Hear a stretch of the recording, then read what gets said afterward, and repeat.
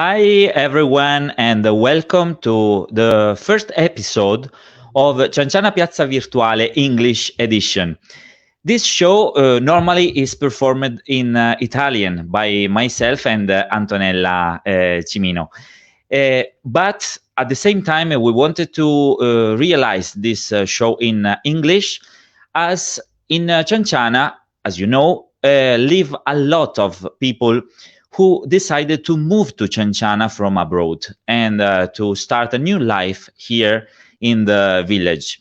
So I thought that it would be very interesting of giving voice to them and giving them the chance to tell their stories and to getting to know better each other through their interviews. So this is only the first of a series of episodes who will be dedicated specifically to the foreign peoples, as we usually call them, although I don't consider them as foreigners, but as part of our community. Before starting, however, I wanted to give you some information about Cianciana, especially because this show will be performed in English, so maybe it will arrive to some people who don't know anything about the village. Cianciana is a small village, actually, in southern Sicily. We are around 3,500, and since a few years, many people from different countries, around 17 at the moment, decided to move to Cianciana to buy a house and to start a new life. Today with us, there are three different people, three different friends, and we will hear their stories. So let's welcome to this studio, to this virtual studio, Scott, Richard, and Shelley. Welcome, guys, to the show, and thanks for joining us at the Cianciana Piazza Virtuale. It's a pleasure. Happy New Year, everyone. Hi, everyone.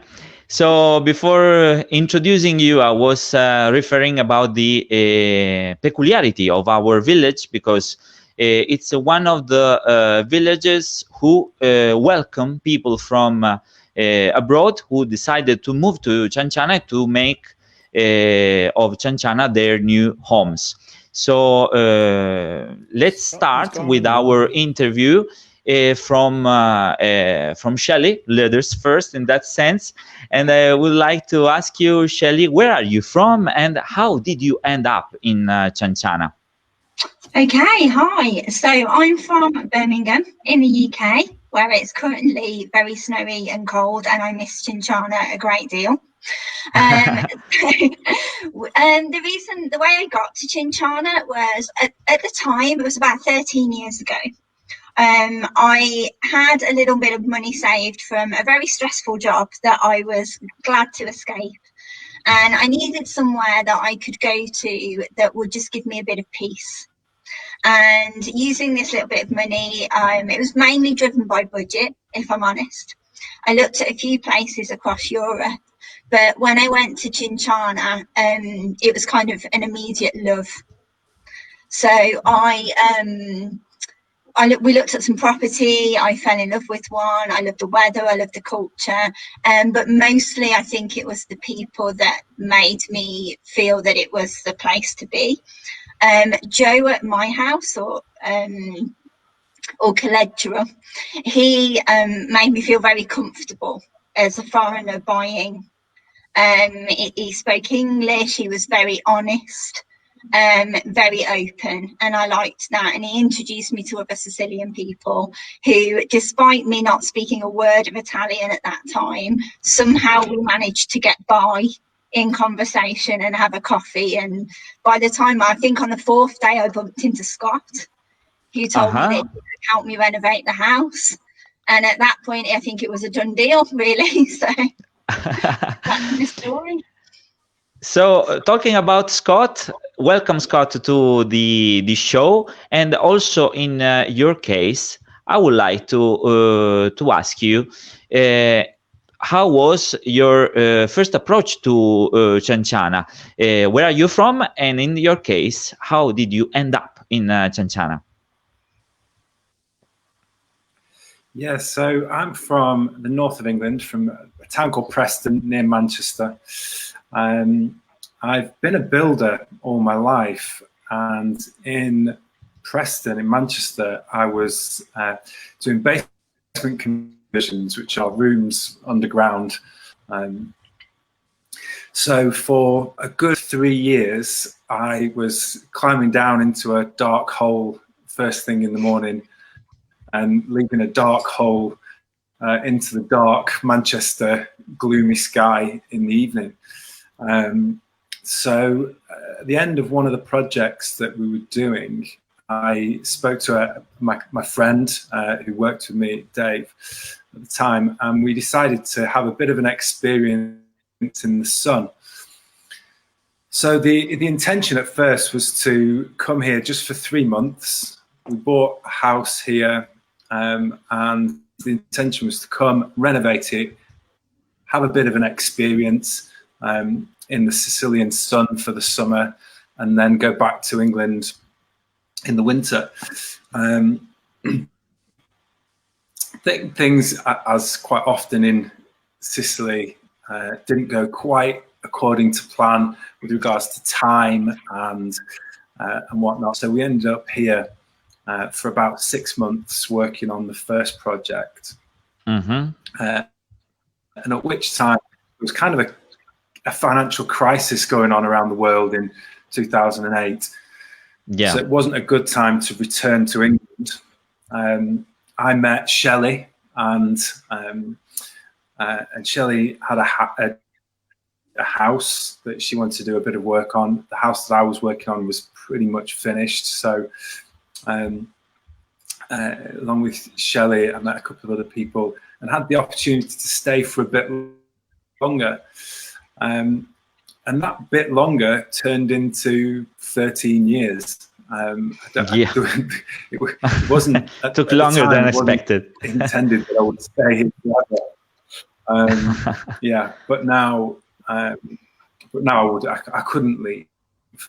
This is my home now. I've tried going back to the UK for a little while, but I no longer feel English. I think my spirit has changed and absorbed the Sicilian way of life, Sicilian culture, which is great. And also, so I've never moved around quite a lot in England. In this introduction, yourself and Shelley are those who have spent more time in Cianciana, so you are veterans in that sense. But there is also in this live show somebody who has just arrived, how to say, and is Richard.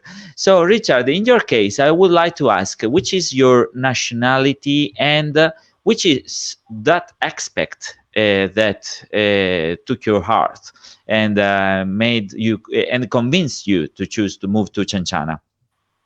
Well, I'm American, and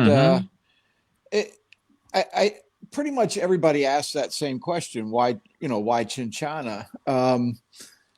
I think I can sum it up pretty quickly. The first day we got here, after we got off the bus, my wife and I had our suitcases and we were kind of lost, didn't know where we were going.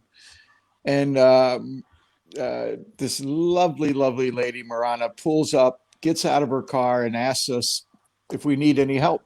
Do we need, are we lost, or are we, And from day one, the people have just been amazing.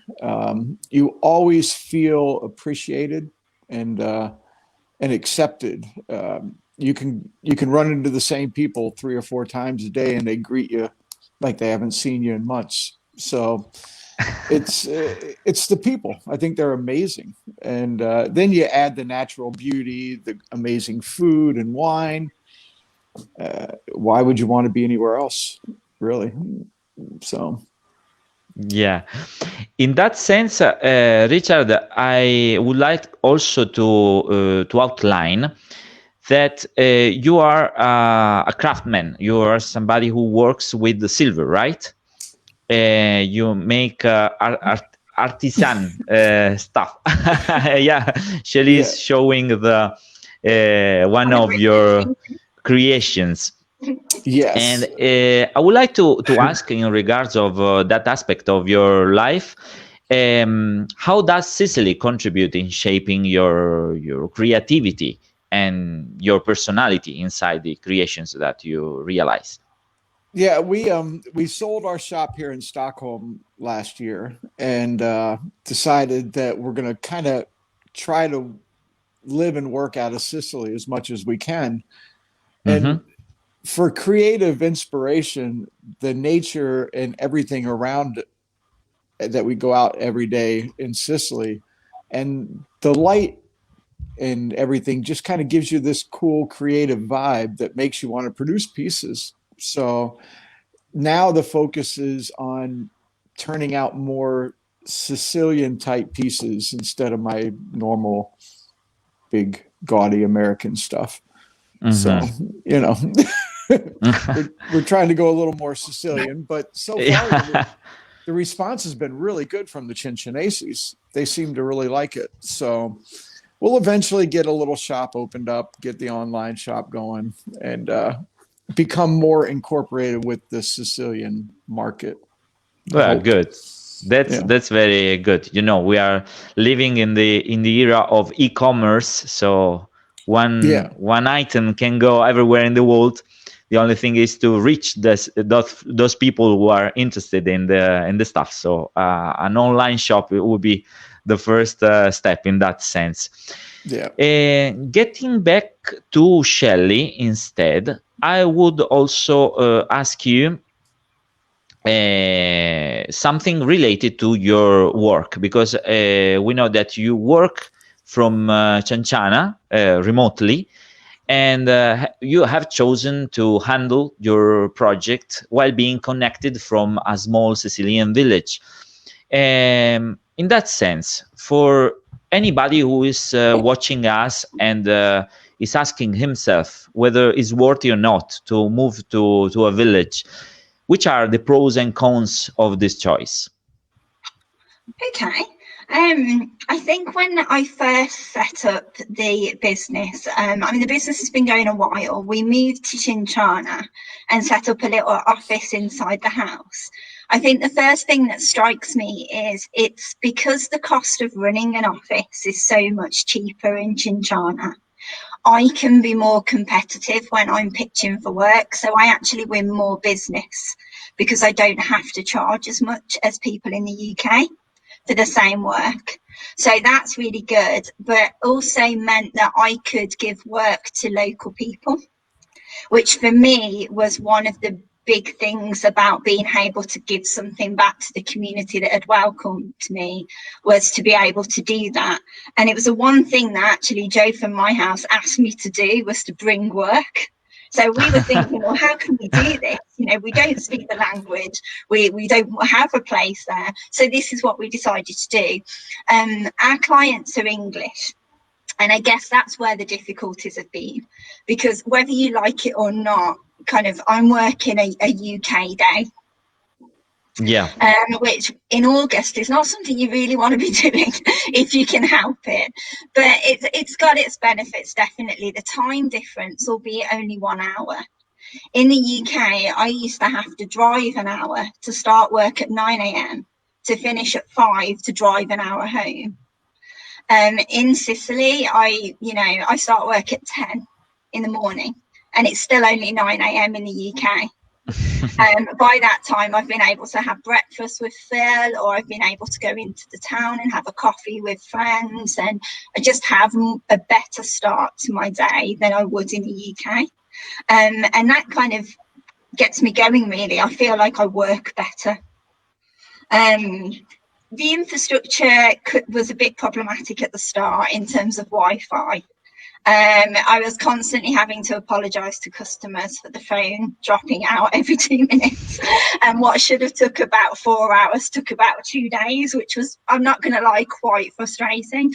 But we now have fibre optic in Cianciana, which is amazing. And I've had no problems at all since that has been in.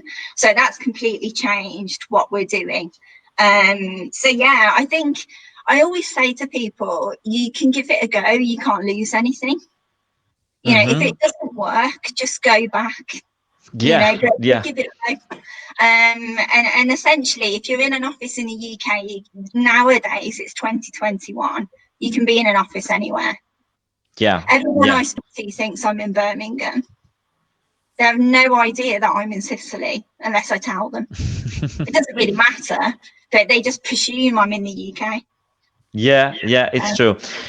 In my perspective, I have been a telecommuter in that sense. I was working from remote from Cianciana for a while visiting my parents, my mom now, and it is very important to have the web infrastructure, the speed of the internet. And I am very grateful for the change, which is a game changer in that sense, because we are now connected better than before. It seems trivial for other people, but for us it was essential just to create this new possibility for those who move. And in that sense, can you manage to handle your co-workers well while being in Cianciana, or is that any limitation for you? We struggle to find people. So because our clients are English, every liaison that we do during the day is in English, which is a bit of a nightmare when you're trying to learn Italian. Because you're exposed to English all day. You get about an hour at night where you can perhaps try and sit with a Sicilian person and try to learn something, by which time your brain is a little bit gone from the 8 hours at a desk. Yeah. But you have to try, it's important. So yeah, it's difficult to find people who are fluent enough in English. But we hope that, you know, through kind of helping each other, we can do that. I'd like to have more Sicilians come and work with us. At the moment, we've given work to some expats, and we've given work to some Sicilians. But like the whole premise of us being there really was to try and give more work out. So hopefully to the local people. Yeah, and that will come with my Italian getting better as well, hopefully. Yeah. Cianciana has been a place where many people from abroad have chosen to move, and in that sense, I'm asking now to you, Scott. You are one of the early birds in that sense who decided to move to Cianciana many years ago. And talking in general, how would you describe this phenomenon and the evolution it had during time? I mean, there's no doubt that Cianciana has managed to take advantage and create a market that not many places in Sicily have managed to do, especially during difficult periods like 2008, 2009, after the financial crisis. Some people come here and do really, really well. Some people come here and struggle. I don't think anyone will disagree that it is a world unto itself. It's, you know, if you come here with a English or a German mindset and you need things doing in a certain way, it's going to be very difficult. But the majority of people that have come here, fortunately, have put the effort in to get to know local people, to kind of get their head around the local ways, increase your patience. I think is an important thing, making sure that you're the most patient you can be, because things don't always happen quickly. But what you get when you get used to that change, the change of culture, what you get in return is a warmth of humanity that you don't find in many places. you get a culture that is focused on values rather than value, on humanity rather than money. And I think that is something that is priceless, literally. It gives a lot to the people who can get used to the taste of the way of life here, and kind of let go of old expectations, old ways of life. You've really got to get into it. And now there's a nice, the culture of the community of expats here has changed quite a bit over the few years that I've been here. And now there's not just one group of expats. There seems to be, many people here with their own group of local friends, and I think that's great, because I think it's now no longer a kind of an incestuous expat community in place. It seems like the expats are becoming part of the community, which I think is really important, especially if there's going to be any longevity to the process. Yeah, it's good, and it's nice to see people kind of growing in their independence here. It's nice to see people managing to eke out a way of life and get used to it. And I think what you get in return for the scary move of leaving everything you know behind, and little village in the mountains of Sicily, which is mind-blowing for all my friends, in England. How can you go from Manchester to 3,000 people in the mountains?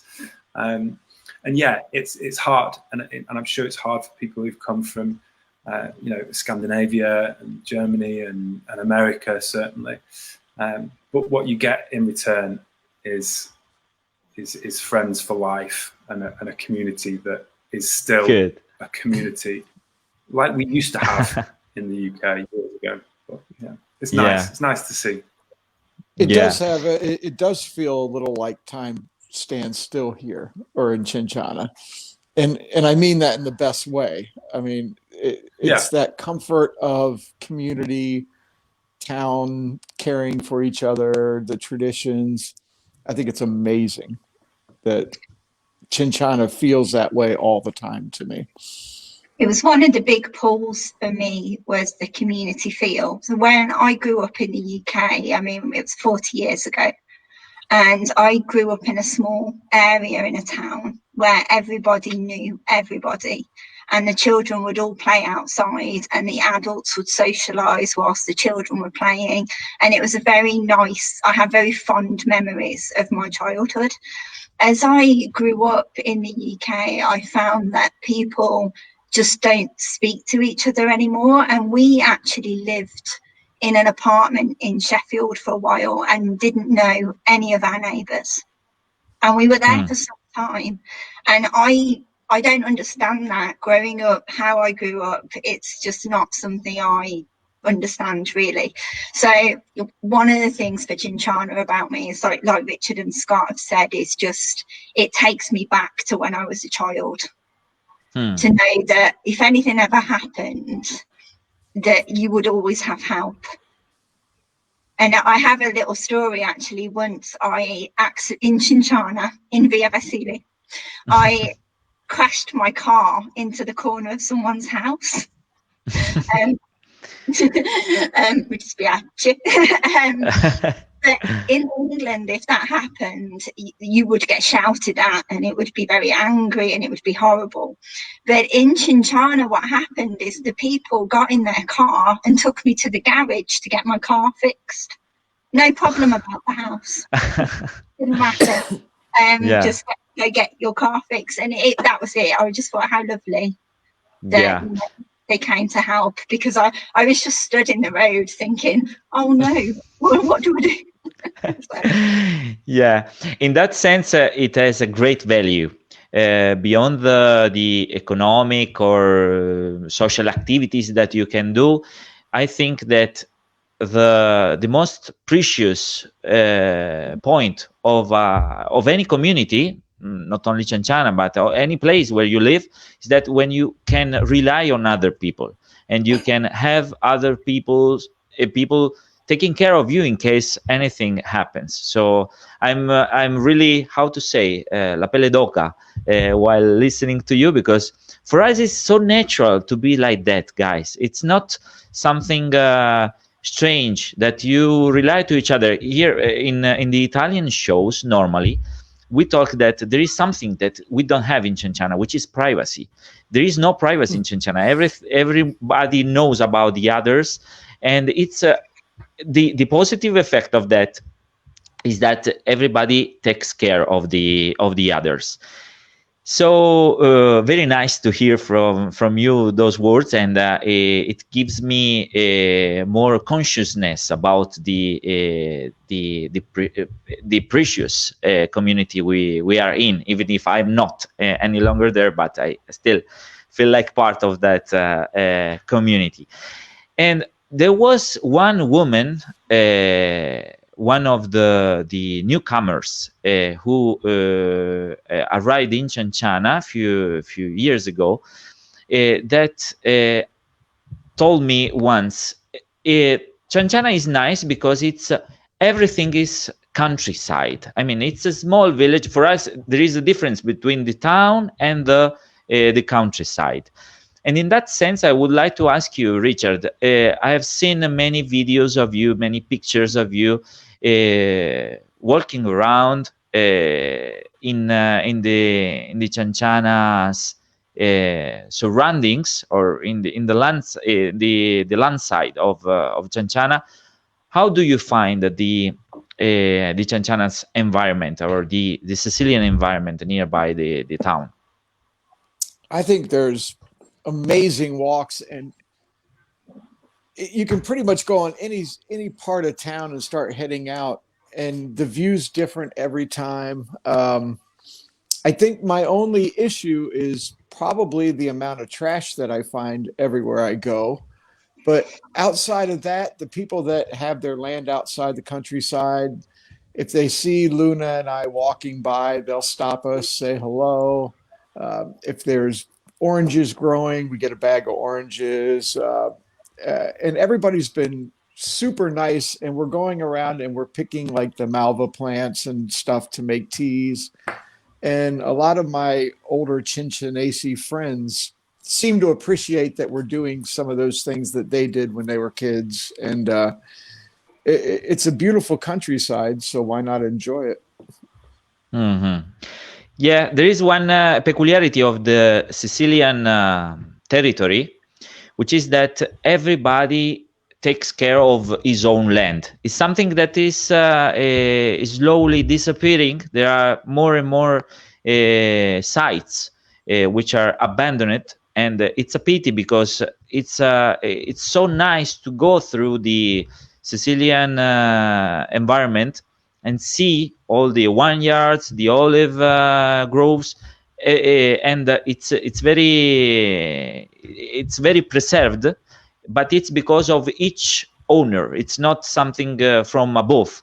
So I hope that it stills, and during the show we will also reach people from northern Italy who decided to move to Sicily, and also to the area of Cianciana, just to retake this tradition. So I would like also to thank all the people who are joining us live. I know that the language is a barrier now on the other side, because we are talking in English, and most of our followers do speak Italian, but sorry, scusate se solo in inglese, but it's a manner of getting to know each other and to understand what's behind this nice phenomenon of people who move to Cianciana. As we are moving to the last part of this nice interview, I would like to reach again Shelley, just to understand better what's the future, what's the next steps. And in your case, I would like to ask, do you plan to stay in Cianciana also in the future? And what would you say to somebody who is thinking about moving? Okay, so in terms of planning to stay, yes. Phil and I have made a life there, and we see it as somewhere where we will live out our days. We may spend some months of the year in other countries purely because we love to travel. And also because at the moment I'm in the UK because my father's not very well. So we will be here to spend time with him and look after him. We've given up trying to convince him to move to Cianciana, but we're still working on that. So yeah, we plan to be there for forever, basically. And in terms of what to say to people who may be thinking about the move, I guess my approach to everything is, as I said earlier, you don't know unless you try. The very worst that you can happen is it doesn't work out, and you go back to where you were, but you've lost nothing. You know, if you plan for it, it's just, at least you can say that you tried and you have an interesting story. What I would say to people is learn the language. It's very rich me giving that advice because my Italian is not as good as it should be for the time I've spent, mainly because of the work I do in English and not getting that opportunity to socialize as much as I would like. But I have plans to change that. Yeah. But the problem is, if you don't, you miss out on so many things. You miss out on events that are happening. And for a small town, there is an uncanny amount of events going on all the time. Every day is a festa of some sort. If it's not a food festival, it's a music festival or a just being alive and celebrate festival. There's always something. And you miss out on that if you don't speak the language. You also miss out on the amazing people, which is absolutely the best thing about that town. So I would encourage people, if they're going to do it, really put their heart into learning the language. Think about the things that you are willing to change and the things that are important to you to keep, and find a way to accommodate both. And it may take time. Just be patient. You know, nothing's easy straight away. It may take a couple of years for you to get into a rhythm and to kind of build your life how it ends up to be. And I guess finally is just to buy a Sicilian recipe book, because food in Sicily is, as you know, seasonal, fresh, always wonderful. You have to know what to do with it. Otherwise, you can end up with 2 ingredients, which as an English person, you don't know what they are or what to do with them. So it's, you know, embrace it. Part of the fun is in learning. Or I've stolen many recipes from Scott, where I've gone down to his house for food, and he doesn't realise that I'm making a note of everything that he's putting in that pan. And then I go home and I recreate it. And poor Phil has to eat the same thing for 5 months because it's all I've learned. So yeah, definitely do that. Or failing that, learn Sicilian, make friends with your neighbours. And if you're very lucky, you will get invited for dinner, because that in itself is an experience.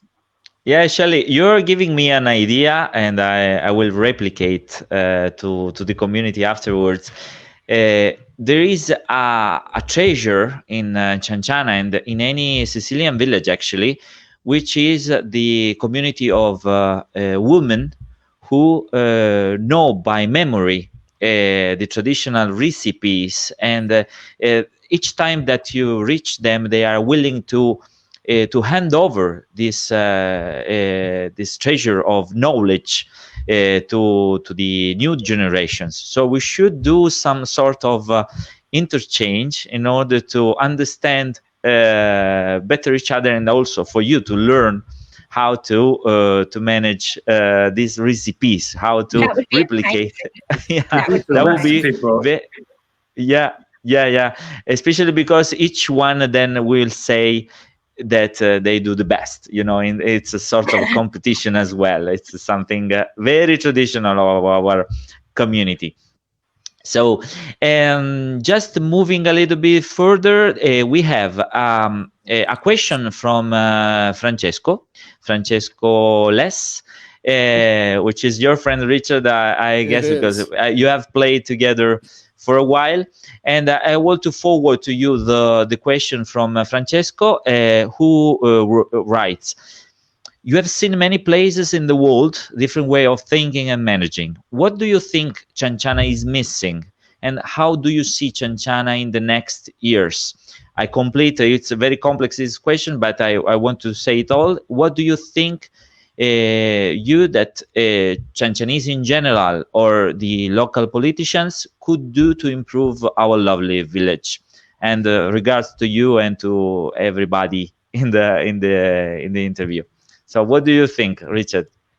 First, I want to send a shout out to Francesco, my favorite little guitarist in town, and Lucas. You know what? I think the town is doing a pretty good job at moving things forward for the most part. I mean, the simple act of getting the high fiber Wi-Fi in town is going to make it possible for the younger generation to maybe be able to stay in Cianciana instead of having to go to the bigger cities, go up north. They can maybe work from home and continue to be part of the town instead of leaving for 20 years, going abroad, working and coming back. I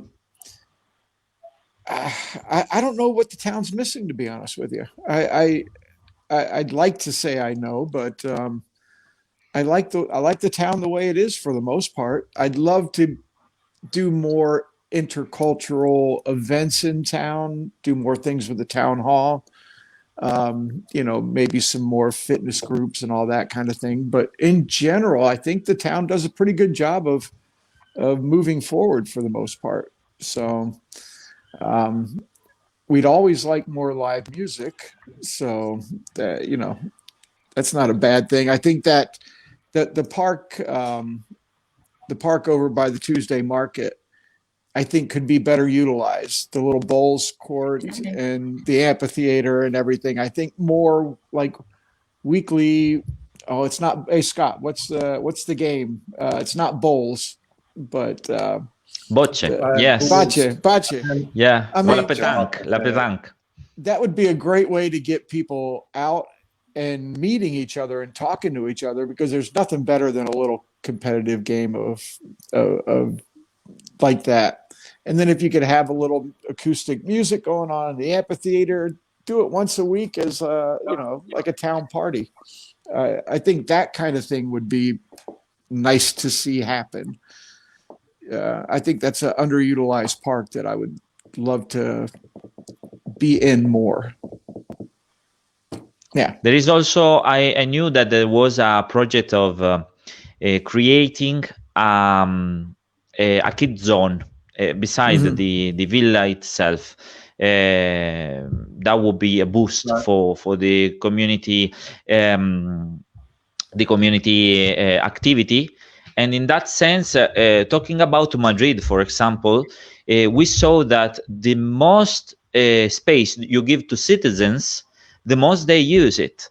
So if you get rid of cars, for example, in certain places where normally cars are parked and can go through or to stay, and you leave it to the people, then the people start to use it.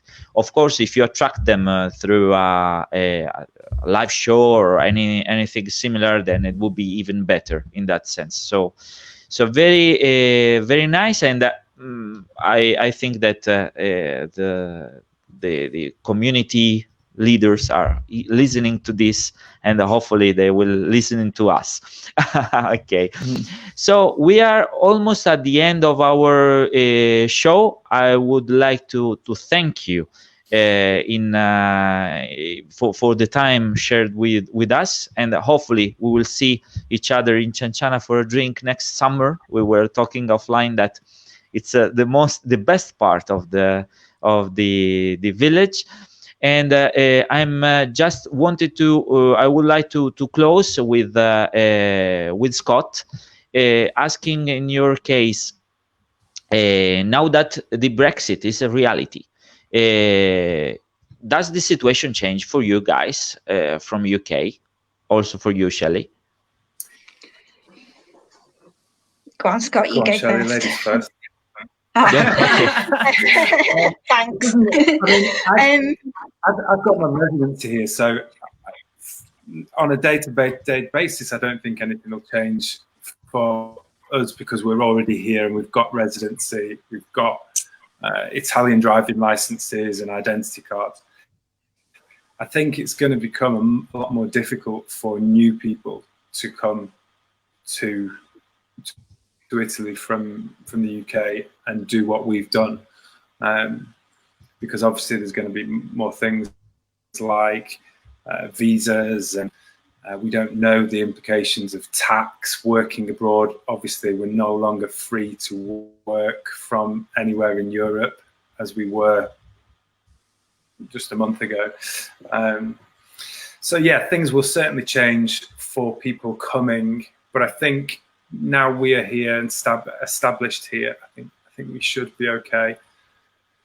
Fingers crossed. Fingers crossed. Yeah. I think, as Scott said, for Scott and I think we're residents, so it doesn't impact us as much as if we weren't. I think one of the areas that concerns me is, purely selfishly, I would like to have had some, once you're established somewhere, you sometimes find that other family members or other friends come and join you. I would love that, but I now can't see that happening very easily, as Scott said. So a friend of mine has recently moved to Cianciana. And he was going to move in March, but he basically had to move in 2 weeks because otherwise it would have been very hard. So luckily he could do that, but many can't. And I think a concern for me is my dad would often come and stay with us for long periods of time, several times throughout the year. He's going to be limited now to 3 months in any 6-month period, which is probably fine, but it just reduces that freedom. I guess we don't know at the moment. I think that's the hard part. We don't really know how it's going to impact us. Scott's a citizen, but I'm not. So I still need to go through my citizenship after, I think I've got 8 years. And I sense that will be difficult when the time comes, more difficult than it was. Yeah. So. We will see, and we trust on the bilateral agreements that will be established after the Brexit. It's something new for everybody, also for us. But as we were talking yesterday with Nadia from UK, a Ciancianese living in UK. It's a barrier. It's a closed door, and it's not nice when it happens. Okay. By the way, let's enjoy the reality as it is. And again, I thank you all for the time. I hope that you had fun with us during this 45 minutes. And see you in Cianciana, guys.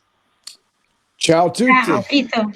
Ciao. Yeah, thank you very much. Thank you to everyone. Grazie mille. Grazie. Buona giornata. A voi.